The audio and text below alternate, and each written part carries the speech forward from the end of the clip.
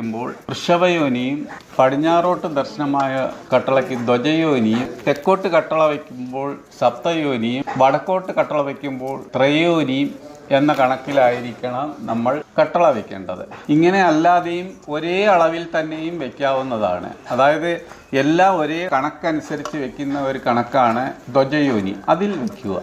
ഈ വീടിനുള്ളിൽ ഇപ്പോൾ ഇവിടെ ഒരു മുറി വരുന്നു.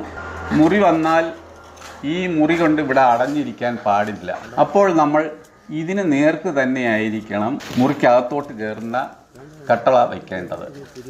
അതേപോലെ തിരിച്ചും ഈ ഭാഗത്ത് മുറി വന്നാൽ ഭിത്തി കൊണ്ട് ഇങ്ങനെ അടയാൻ പാടില്ല. ഇവിടെ വാതിലുണ്ടായിരിക്കണം.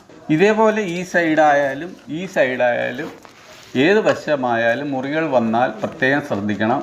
അത് തുറന്ന് തന്നെ ഇരിക്കണം. പിന്നീട് മറ്റുള്ള മുറികൾ ഉള്ളിൽ വരുമ്പോൾ അതിൻ്റെ ജനലായാലും വാതിലായാലും